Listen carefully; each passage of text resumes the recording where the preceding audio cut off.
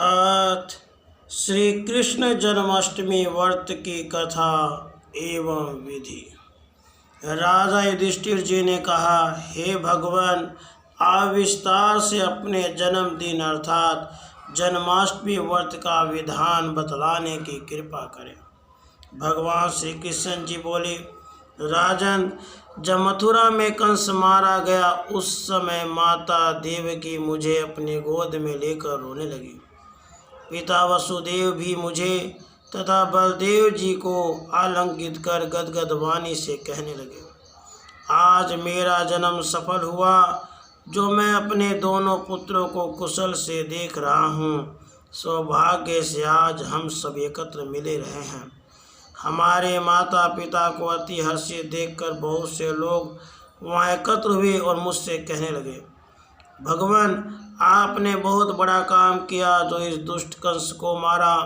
हम सभी इससे बहुत पीड़ित थे। आप कृपा कर यह बतलाइए कि आप माता देवकी के गर्भ से कब आविर्भूत हुए थे। हम सब उस दिन महोत्सव मनाया करेंगे। आपको बार बार नमस्कार है। हम सब आपकी शरण हैं। आप हम सभी पर प्रसन्न हो जाइए। उस समय पिता वसुदेव जी ने भी मुझसे कहा था कि अपना जन्मदिन इन्हें बता दो। तब मैंने मथुरा निवासी जनों को जन्माष्टमी व्रत का रहस्य बतलाया और कहा, पूर्ववासियों, आप लोग मेरे जन्मदिन को विश्व में जन्माष्टमी के नाम से प्रसारित करें। प्रत्येक धार्मिक व्यक्ति को जन्माष्टमी का व्रत अवश्य करना चाहिए। जिस समय सिंह राशि पर सूर्य और वृष राशि पर चंद्रमा था, उस भाद्रपद मास के कृष्ण पक्ष की अष्टमी तिथि को अर्धरात्रि रोहिणी नक्षत्र में मेरा जन्म हुआ। वसुदेव जी के द्वारा माता देवकी के गर्भ से मैंने जन्म लिया। यह दिन संसार में जन्माष्टमी नाम से विख्यात होगा। प्रथम यह व्रत मथुरा में प्रसिद्ध हुआ और बाद में सभी लोकों में इसकी प्रसिद्धि हो गई। इस व्रत के करने से संसार में शांति होगी, सुख प्राप्त होगा और प्राणी वर्ग रोग रहित होगा। महाराज युधिष्ठिर ने कहा, भगवान, अब आप इस व्रत का विधान बतलाइए जिसके करने से आप प्रसन्न होते हैं। भगवान श्री कृष्ण जी बोले, महाराज, इस एक ही व्रत के कर लेने से 7 जन्म के पाप नष्ट हो जाते हैं। व्रत के पहले दिन दान धावन आदि करके व्रत का नियम ग्रहण करें। व्रत के दिन मध्याह्न में स्नान कर माता भगवती देवकी का एक सूती का ग्रह बनवाएं। उसे पद्मराग मणि और वनमाला आदि से सुशोभित करें। गोकुल की भांति गोपी घंटा मृदंग शंख और मांगल्य कलश आदि से समन्वित अलंकृत सूतिका ग्रह के द्वार पर रक्षा के लिए खंग, कृष्ण छाग, मूसल आदि रखें। दीवालों पर स्वस्तिक आदि मांगलिक चिन्ह बना दें। षष्ठी देवी की भी नैवेद्य आदि के साथ स्थापना करें। इस प्रकार यथाशक्ति उस सूतिका ग्रह को विभूषित कर बीच में पर्यंक के ऊपर मुझ सहित अर्ध सुप्तावस्था वाली तपस्विनी माता देवकी की प्रतिमा स्थापित करें। प्रतिमाएं 8 प्रकार की होती हैं: स्वर्ण, चांदी, ताम्र, पीतल, मृत्तिका, काष्ठकी, मणिमयी तथा चित्रमयी। इनमें से किसी भी वस्तु की सर्वलक्षण संपन्न प्रतिमा बनाकर स्थापित करें। माता देवकी का स्तनपान करती हुई बाल स्वरूप मेरी प्रतिमा उनके समीप पलंग के ऊपर स्थापित करें। एक कन्या के साथ माता यशोदा की प्रतिमा भी वहां स्थापित की जाए। सूतिका मंडप के ऊपर के भित्तियों में देवता, ग्रह, नाग तथा विद्याधर आदि की मूर्तियां हाथों से पुष्प वर्षा करते हुए बनाएं। वसुदेव जी को भी सूतिका ग्रह के बाहर खंग और ढाल धारण किए चित्रित करना चाहिए। वसुदेव जी महर्षि कश्यप के अवतार है और देवकी माता अदिति की। बलदेव जी शेषनाग के अवतार है। नंद बाबा दक्ष प्रजापति के, यशोदा अदिति की और गर्ग मुनि ब्रह्मा जी के अवतार है। कंस काल नेमि का अवतार है। कंस के पहरेदारों को सूतिका ग्रह के आसपास निद्रा अवस्था में चित्रित करना चाहिए। गौ, हाथी आदि तथा नाचती गाती भी अप्सराओं और गंधर्वों की प्रतिमा भी बनाएं। एक और काली नाग को यमुना के हृदय में स्थापित करें। इस प्रकार अत्यंत रमणीय नवसूतिका गृह में देवकी का स्थापन कर भक्ति से गंध, पुष्प, अक्षत, धूप, नारियल, दाडिम, ककड़ी, बीजपुर, सुपारी, नारंगी तथा पनस आदि जो फल उस देश में उस समय प्राप्त हो, उन सब से पूजन कर माता देवकी की इस प्रकार प्रार्थना करें।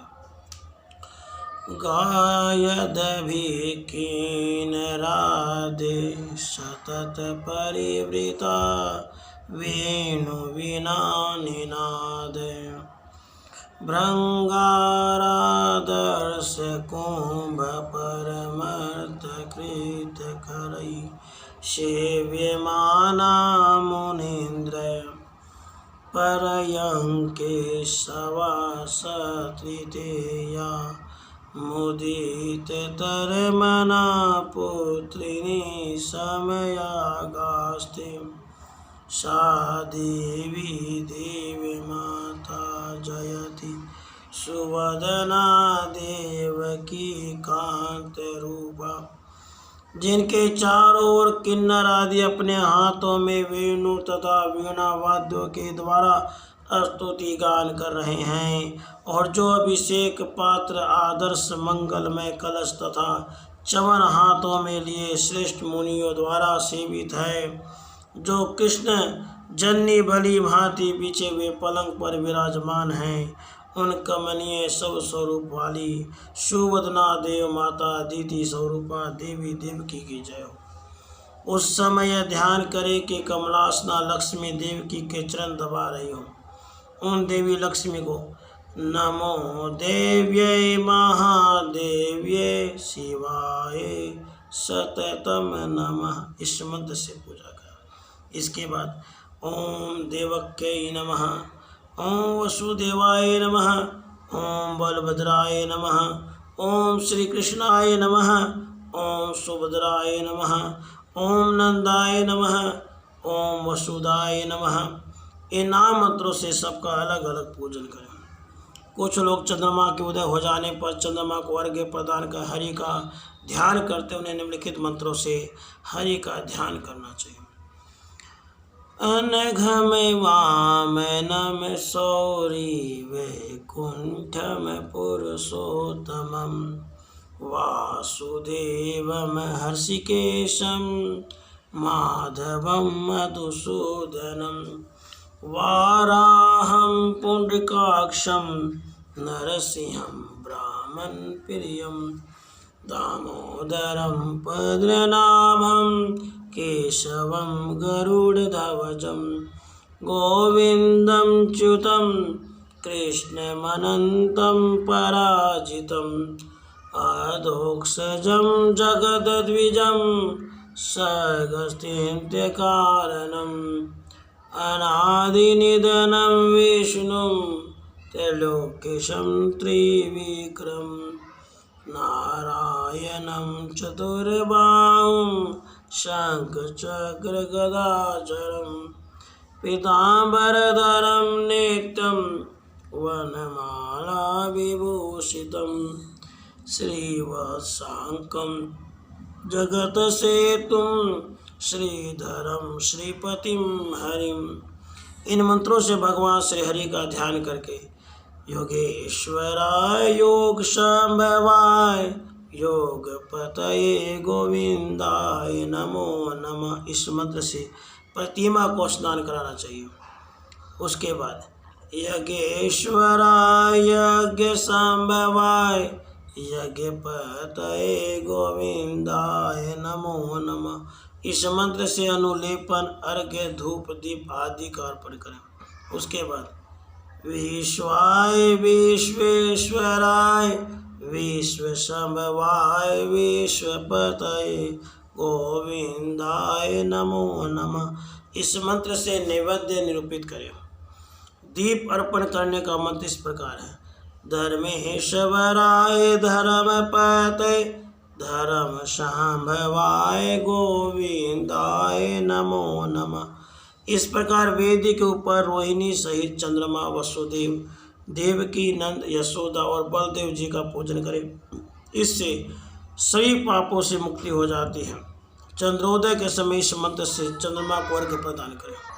क्षीरोदान वशाम्भुत अतिनेत्र समुद्भव गृहान गयम शशांकेदो रोहिण्या सहितोमम।